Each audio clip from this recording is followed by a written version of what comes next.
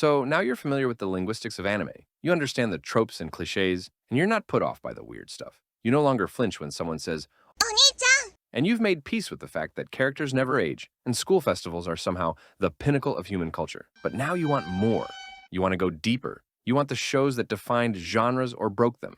You want the essentials, the classics, and the hidden gems. You want to become cultured. Well then, this is your intermediate level guide to anime.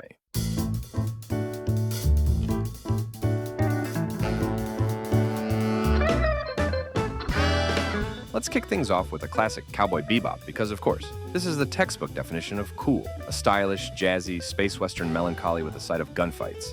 Each episode plays out like a short film, but it slowly builds emotion through the characters as we learn their past and see their bonds strengthen. You'll find yourself staring into the void listening to The Real Folk Blues once it's over.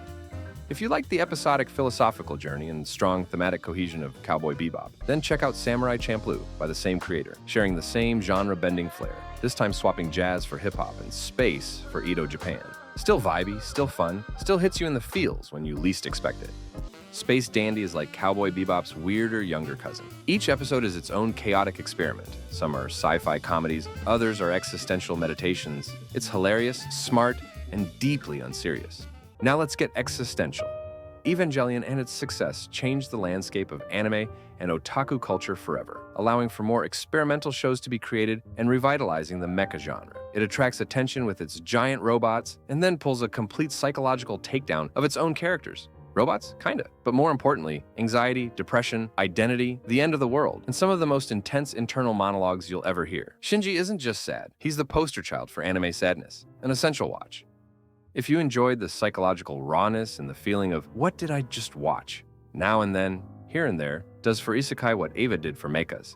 Although not getting close to the same level of influence, it's still worth a mention. Do not let the art style fool you. This anime is brutal. A deceptively innocent start leads to one of the darkest takes on war, child soldiers, and human cruelty you'll see. It's short, devastating, and important. Speaking of subversion, remember Madoka Magica from the beginner guide? Well, these are what it subverts. These are its DNA. Sailor Moon didn't create the genre, but it sure made it into what it is remembered as today. Magical transformations, a team of teenage girls fighting forces of evil, the power of friendship. Sailor Moon set the standard. Cardcaptor Sakura continues the golden era of the magical girl genre.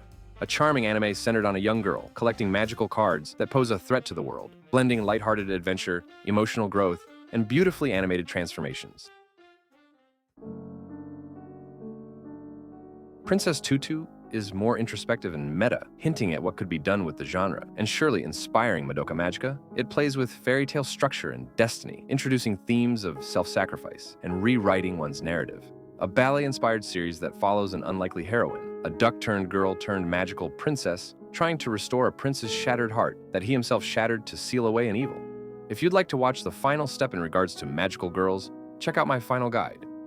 But moving on from this genre, if what you enjoyed about Evangelion was the experimental aspects, Fooly Cooly is 6 episodes of pure chaos, metaphors, and horniness, a fever dream that weirdly enough makes perfect sense, building up to a beautiful tale about growing up and becoming your own person amidst the chaos of the universe.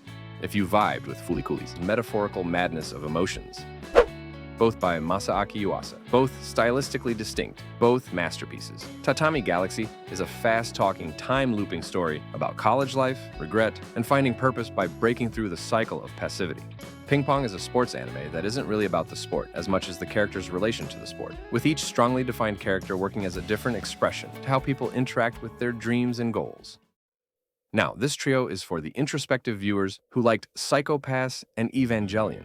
Ergo Proxy throws you into a post-apocalyptic dome city where robots and humans coexist under tight surveillance, and identity is as murky as the toxic wastelands outside. It's a slow, cerebral mystery with gothic aesthetics, philosophy quotes scattered throughout, and a healthy dose of existential dread. If you like your anime dark, moody, and loaded with questions but few answers, you'll eat this one up. Haibane Renmei strips away the sci-fi but keeps the melancholy and metaphysics. It's quiet and delicate, following a girl who wakes up in a strange, walled town with angel-like wings and no memory of her past life. It's less about action and more about building a community centered around healing, forgiveness, and the quiet weight of grief. Think slice of life, but with the peaceful days soaked with an air of melancholy and a sense of foreboding. Techno Lies is the bleakest of the bunch. It's grim, brutal, and practically dares you to keep watching through it all. Set in a crumbling underground city ruled by factions clinging to power, this is as much cyberpunk as psychological horror. Long stretches of silence, minimal dialogue, haunting visuals. This is anime at its most unforgiving. But if you can vibe with its nihilism, you'll find something disturbingly profound buried in the ruin. Speaking of contemplative, genre-defining pieces with peak world-building and atmosphere, you can't say you're an anime fan and not watch anime movies. Ghost in the Shell is the original anime cyberpunk philosophy trip inspired by Blade Runner and working as inspiration for The Matrix. This movie will have you pondering the nature of existence while offering some of the most fluid action sequences ever put to screen. Akira blew minds and budgets in the 80s and still holds up today as a portrait of a city defined by the consequences of war. Perfect Blue is a psychological thriller that questions the relation between identity and performance in the context of fame. It directly inspired Black Swan, and Satoshi Kon's other works have also served as inspiration for huge Western directors like Christopher Nolan. Princess Mononoke. Pretty much any Studio Ghibli movie is worth your time, but this one is maybe the one that best achieves a blend of beauty and epicness that makes it such a powerful fantasy, feeling almost like a mythical tale. Speaking of mythical tales, strap in for Legend of the Galactic Heroes. This is like Death Note if it were 110 episodes in space and with way more politics. A galactic chess game between ideologies filled with strategy, betrayal, and amazing capes. If you like smart characters and morally gray wars with hundreds of moving pieces, this is your next obsession. Let's take a left turn and talk drama. But not just any kind. This shows dig deep into emotional vulnerability and self-destruction. 3 introspective character studies that spiral into heartbreak and breakdown. Let's start with the lightest one.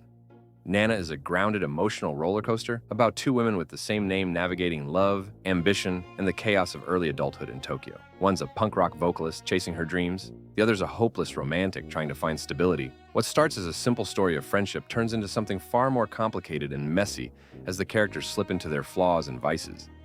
Ever felt stuck or aimless? Welcome to the NHK. Throws you into the mind of a shut-in that is convinced a secret organization is plotting to keep him trapped in his apartment. On the surface, it's darkly comedic. Underneath, it's a raw portrayal of depression, addiction, anxiety, and the escapist nature of otaku culture. Based on a novel written by a man that experienced many of the things portrayed, this show is uncomfortable and honest as it looks you in the eye and tells you, swim or drown.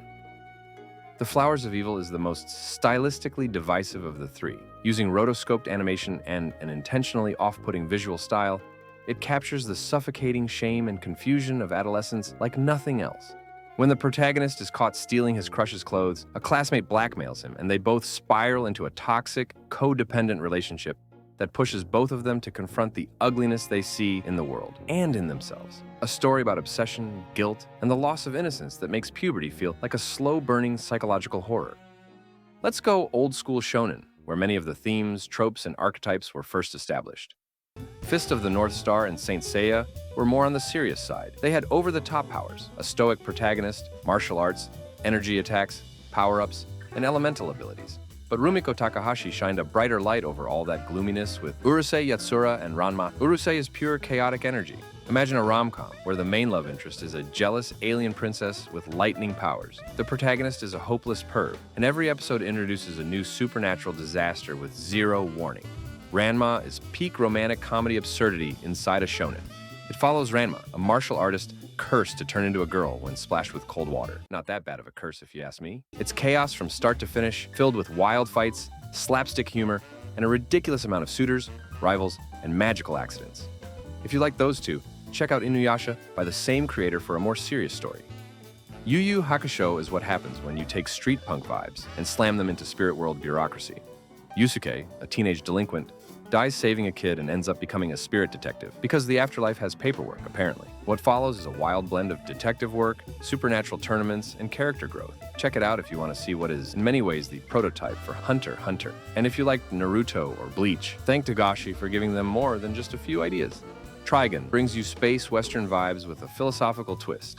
Vash the Stampede is a wanted man known for destruction, but in reality he's a pacifist, haunted by his past. It juggles humor, action, and heartbreak, slowly peeling back its layers to reveal a show that's more about forgiveness and trauma than flashy gunfights, though it has plenty of those too.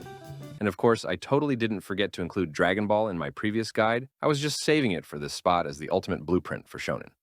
Okay, be honest, how many of you have actually seen all of it, huh? Ashita no Joe, Tomorrow's Joe, is the godfather of sports anime. This 1970s boxing drama follows Joe, a hot-headed drifter who stumbles into the world of boxing and finds something worth fighting for.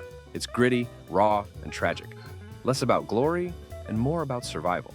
Joe doesn't just punch people. He fights poverty, loneliness, and his own self-destructive nature. You have almost surely seen a reference to this anime without realizing, and after watching it, you'll know exactly what I mean. Slam Dunk brings basketball to the anime world with style and swagger. Before Haikyuu, before Kuroko no Basket, there was Slam Dunk. Sakuragi, a loudmouthed delinquent with zero basketball experience, joins the team to impress a girl and accidentally discovers a genuine love for the game. What starts as a comedy about a clueless punk slowly becomes one of the most inspiring, exciting, and well-animated sports journeys ever made. Ready for some whiplash? Let's jump to When They Cry. Cute girls doing cute things, until they start killing each other, repeatedly. Psychological horror meets Groundhog Day. Just when you think you understand it, the protagonist is hit in the head with a shovel, and the story resets.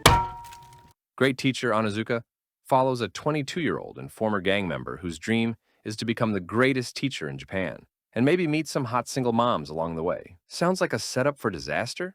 That's because it is, but in the best way possible. Onizuka uses questionable methods and zero tact, but somehow manages to reach students who've been failed by every adult in their lives. It's hilarious, heartfelt, and surprisingly sharp about the education system and youth trauma. Think Dead Poet Society, but with more dropkicks.